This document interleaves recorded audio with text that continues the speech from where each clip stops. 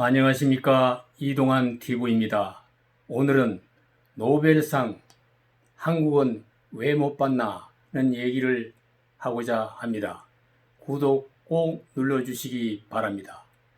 한국은 노벨상을 못 받는데 일본은 원래 또 노벨 과학상을 받습니다. 국민성 때문인지 교육 정책이 잘못돼서 그런 것인지 우리 자신을 돌아볼 일입니다. 원래 100번째 노벨 평화상은 에티오피아 아비 아머드 총리가 받게 됩니다.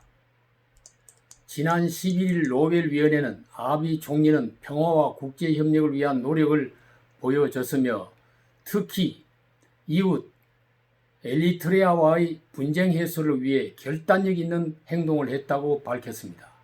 에티오피아의 북쪽에 위치한 에리트레아는 1960년부터 30년간 독립전쟁을 해서 1993년 독립을 했습니다. 그러나 양국은 1998년부터 3년간 전쟁을 벌여 약 8만 명의 사망자를 냅니다. 지난해 4월 아비가 총리에 취임하면서 20년간의 분쟁을 중단하고 서로 대사관을 설치했습니다. 아비는 에리트레아를 방문하여 정상회담을 하고 종전을 선언했습니다. 아비는 에티오피아의 동쪽에 있는 소말리아와도 관계 개선을 하면서 동아프리카의 평화와 경제 발전에 크게 기여했습니다. 이 같은 공로를 인정받아 지난 4월 유네스코 평화상 수상자로 선정하게 된 것입니다. 42세의 젊은 나이에 총리가 된 아비는 80여 개의 종족이 살고 있는 자국을 통합하고 주요 3개 종족의 언어를 구사하면서 20명의 장관 중 10명이나 여성으로 임명했습니다. 취임하자 바로 야당 대표를 포함해 정치범을 대거 석방해 통합을 시도하고 국가 비상사태를 해제했으며 인터넷 방송 차단을 풀어 권리를 확대시켰습니다. 아비는 여러 분야의 개혁 조치를 통하여 국민의 지지를 받았으며 아비마니아, 아비 만델라, 아비 오바마라는 별명을 얻기도 했습니다.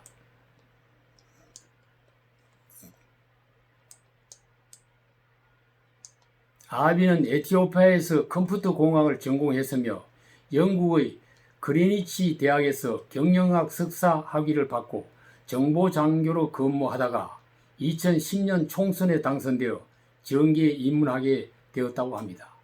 원래 노벨 평화상 후보는 개인이 223명, 단체가 78개로 경쟁률이 301대 1에 달했습니다.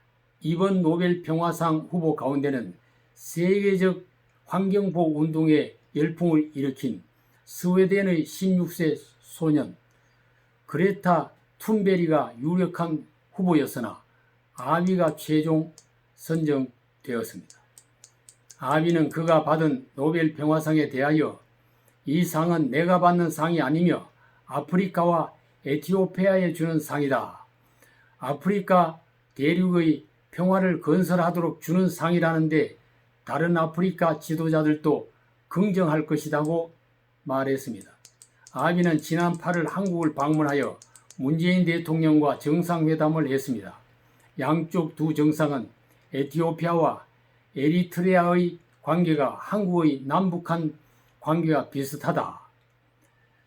에티오피아에서 이룩한 양국 관계 개선과 효과가 남북한 관계에서도 있기를 희망한다며 서로 협력을 다짐하기도 했습니다. 아비 총리는 국경 분쟁을 해소하고 국제 협력을 유도하며 국민 통합을 성공해서 노벨 평화상을 받았습니다. 문 대통령의 남북 협상은 교착되고 외교 협력은 악화되며 국민 분열의 난국을 풀지 못하고 있는 실정입니다. 자기 진영 지지 세력 지키기에 급급하지 말고 취임할 때 말한 것처럼 자기를 지지하지 않았던 사람들도 함께 품고 반대하는 사람들의 목소리도 듣는 통 큰 정치를 할 수는 없는지 42세의 정치가 아비에게 한 수 배울 수도 있을 텐데 답답합니다. 지금까지 일본 국적의 노벨 수상은 25번째이며 과학 부분은 24번째, 화학 부분은 8번째입니다. 우리나라는 한 번 노벨 평화상을 수상했으나 해마다 실망을 거듭하고 있습니다. 한 분야에 대를 이어 집중하는 장인 정신과 연구 개발에 전념하는 전문가를 끝까지 보호하고 지원하는 정부의 노력이 오늘 일본의 노벨상 풍년을 만들었다고 볼 수 있습니다.